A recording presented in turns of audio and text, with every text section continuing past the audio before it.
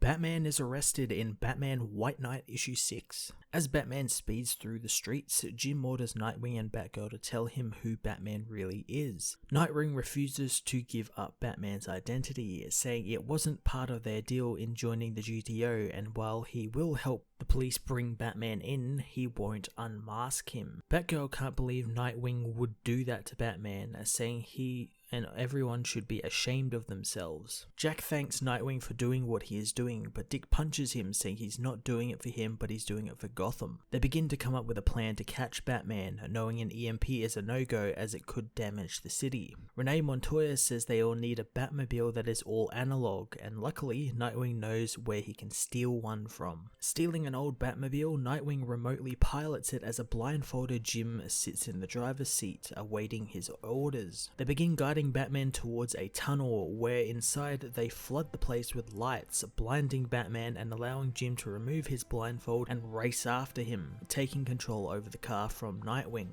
Jim catches up and pit maneuvers Batman, causing him to crash. In the aftermath, Batman emerges injured from the wreck, saying Jack will always be the Joker. Batman is too injured to escape, and when Jack arrives to fight him, he removes all his gear, fighting Jack in an old-fashioned fist fight. Thanks to his drugs and training, Jack is actually able to best Batman, knocking him unconscious with Batman's own utility belt. Seeing Batman completely defeated in front of him, Jack breaks down crying about what he has had to do. Later on, Jack carries the knocked out Batman to the cops and to their chopper, demanding that they keep his mask on and just throw him in jail. As they arrest him, Neo Joker and Mad Hatter raise their giant freeze gun from the harbour, firing it at the city, which is completely overcome by the freeze blast. Watching from a chopper, Harley wonders what she has done by letting the other Harley go. On the buildings, however, is Neo Joker's demands, which say she wants the Joker.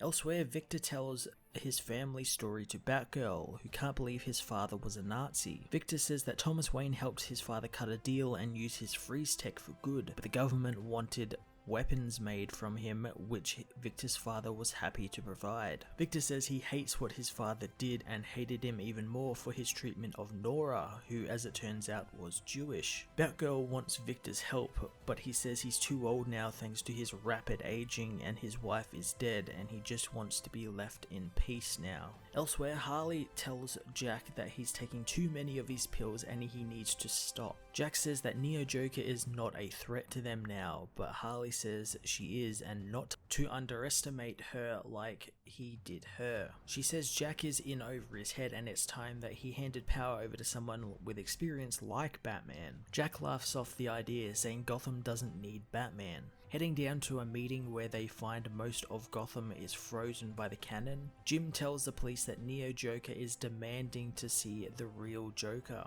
As he says this, Jack begins feeling ill and his hair turns green and his laugh returns as the Joker takes over, prompting the police to all surround him with weapons drawn as he says that he will give her the Joker she wants. Batman White Knight issue 6 was an awesome third act opener for the story as Batman is put under arrest by the GCPD and Jack Napier. Not only that, but the Neo Joker decides to attack Gotham. I really loved how we're at the point of the story where everything has kind of gone to shit in Gotham and everyone is kind of going a little crazy. They're scrambling around to try and fix things. Nightwing betraying Batman to the police was really interesting, and I love that he didn't fully betray him and still has respect for Bruce, not to want to unmask him at all, but just sort of reel him in a little bit. Batgirl is also having to deal with everything around her falling apart, and she seems to be like the only one kind of keeping it all together in a way, and sort of the only one coming at things with a level head where everyone else is sort of blowing everything out of proportion. It's really interesting. I'm excited for the final 2 issues of this series, and I'm going to give this issue a 9 out of 10.